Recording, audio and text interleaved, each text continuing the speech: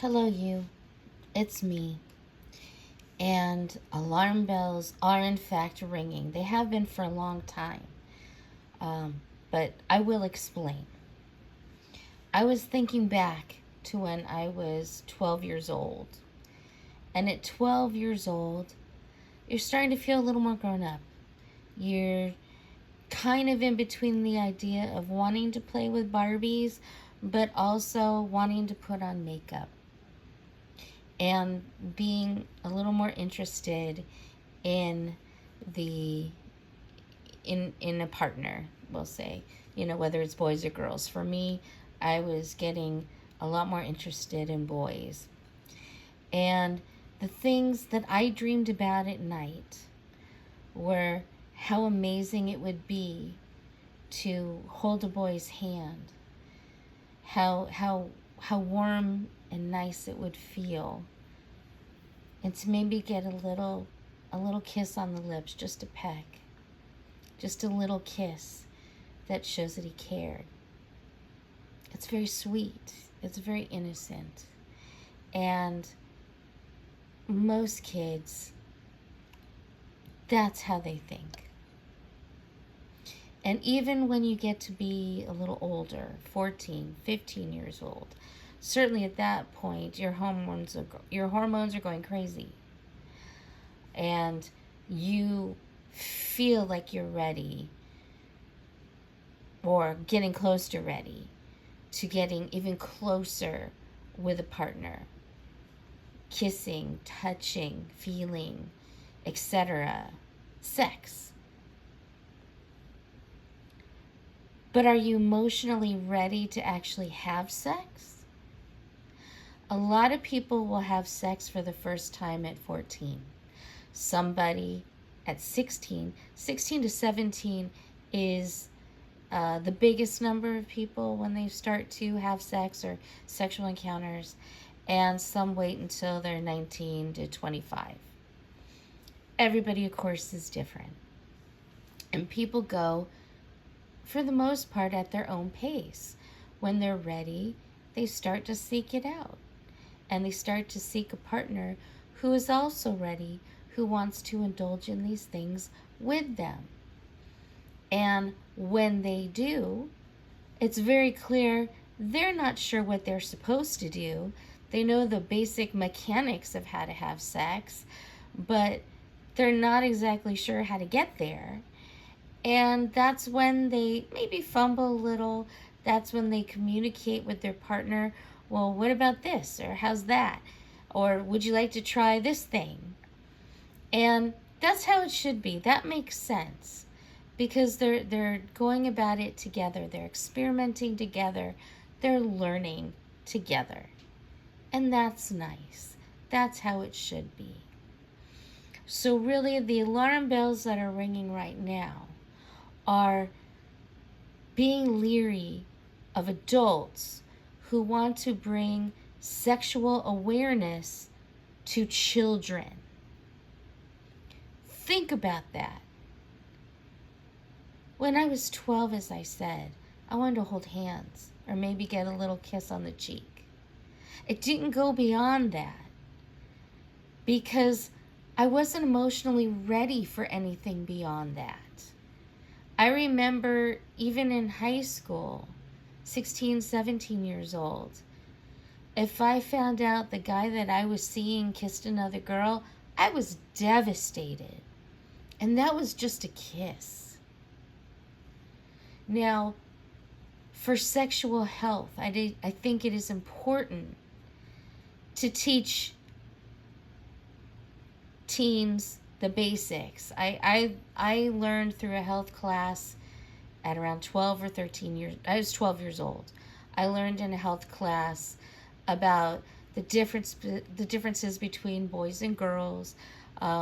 We had a class of all girls discussing things here and there, mostly about periods, but that's around the time people start.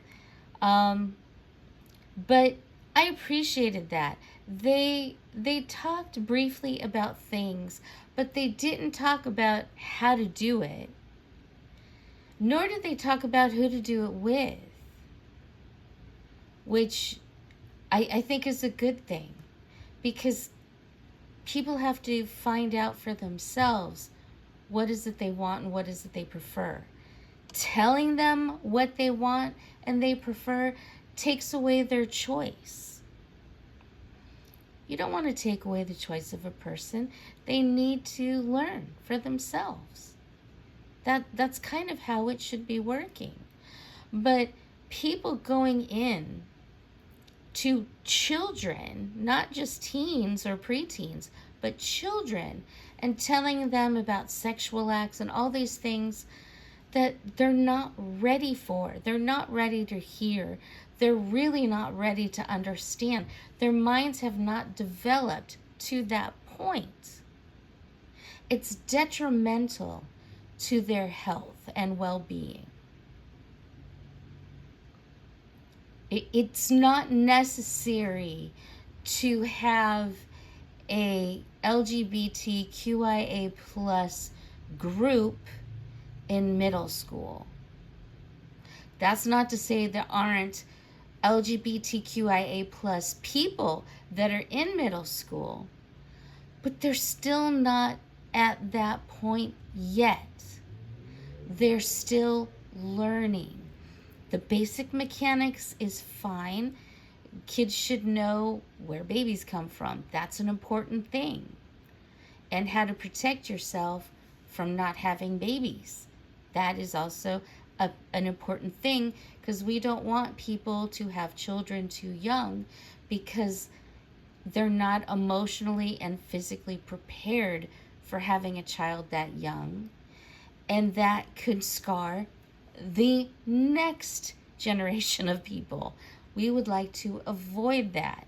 Now, sometimes things happen, and I understand, but we would like to teach our children that they're still children, and they should wait until they've grown and matured and are ready to handle the emotions that come with sex, as well as the possible outcomes of sex.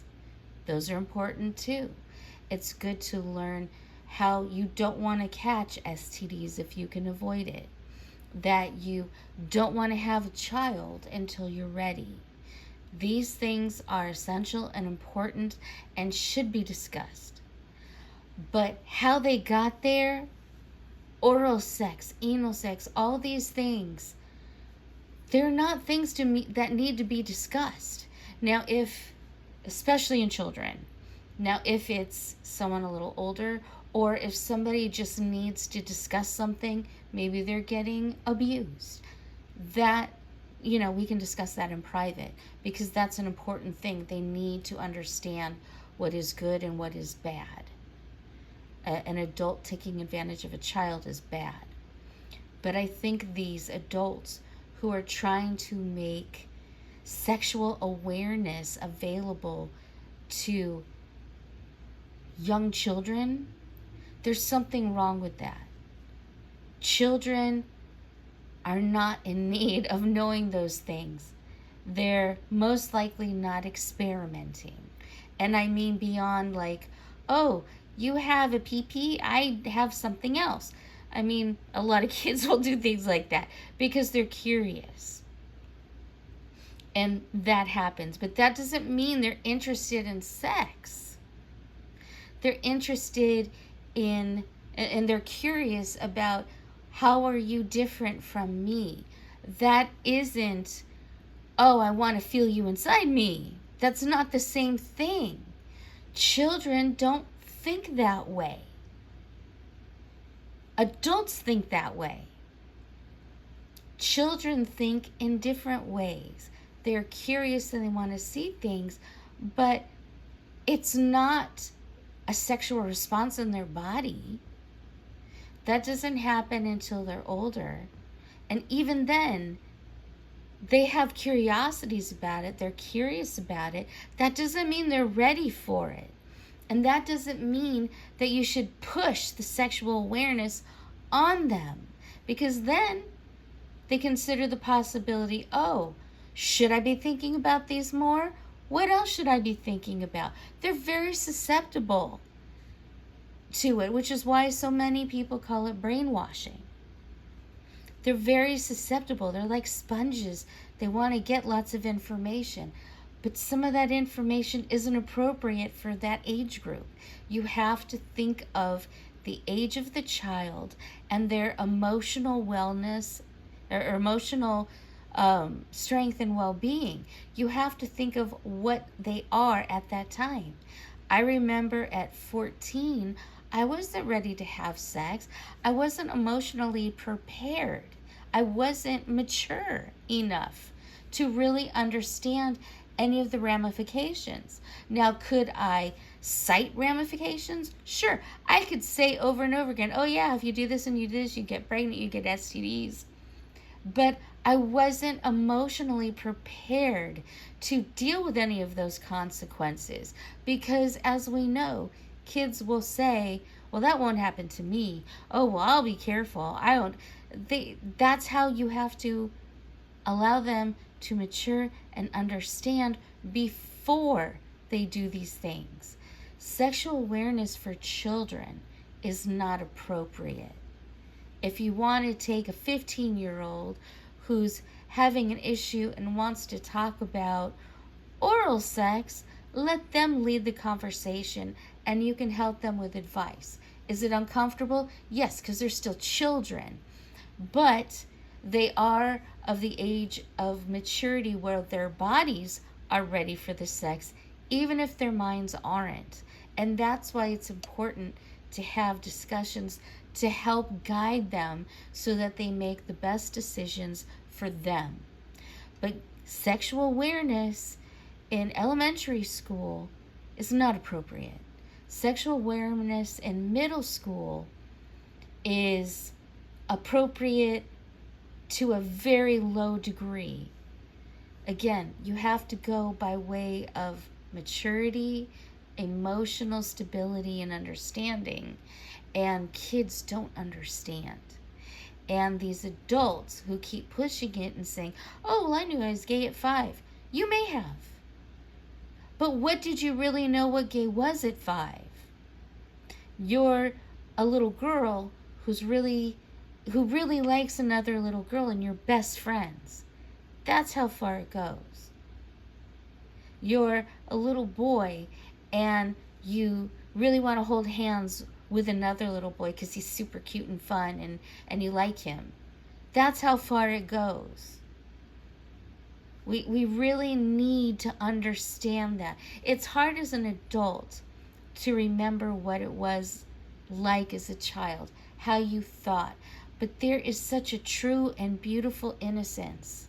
So why are we ruining it by giving sexual awareness to kids who aren't even ready to think in that direction yet? They don't think that way. Adults think that way. And I know I keep repeating that, but I find it so disturbing that in an elementary school there are books available who talk about gender and sex and how to do things. And I just think, why would you teach somebody in elementary school any of those things? They don't want to know those things. They're not ready for those things.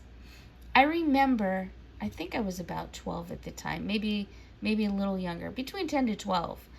I went to see a movie with my folks and the neighbor who used to tag along on a lot of outings and things. And we saw a movie called S.O.B. Now, as an adult, you know what that means, son of a bitch. But as a kid, I had no recollection of the movie itself, although I went to the movie theater to watch it.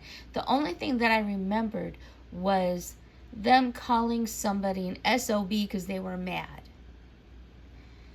And so I used that, and I said in anger at someone, "You're an SOB." Did you know that I didn't know what that meant? I knew it was bad, and I knew people said it when they were angry, But I didn't really understand the context of what an SOB is or was. It was just a movie that I saw where they utilized it, and I regurgitated it several times until it was explained to me what it was and what it meant and why it's not a good thing to say to somebody. But that's what I'm saying. Kids will mimic what they see and what they hear. And if you're showing them sexually explicit material, they may mimic it. And you don't want that because they don't understand it. And I just don't understand how people aren't getting that. People aren't seeming to get that, and they're allowing these people, and I'm going to just say these people because I'm not going to be specific, but we know who they are, who are groomers trying to groom kids. We've seen groomers on YouTube. We've seen groomers in all sorts of communities, teachers, a lot of trans people, a lot of gross old people, a lot of gross younger people. It's gross, it's disgusting, it's vile. Let's not put our children in harm's way. If an adult wants to teach sexual awareness to a child, there's something wrong with that adult.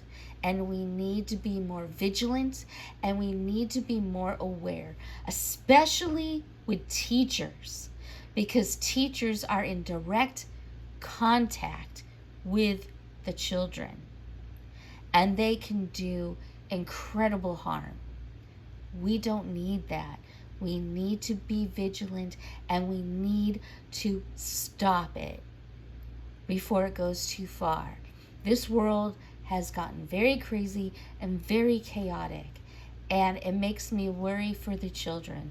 But even more so when we have these disgusting adult groomers who are preparing our children to get hurt. Why do we want that?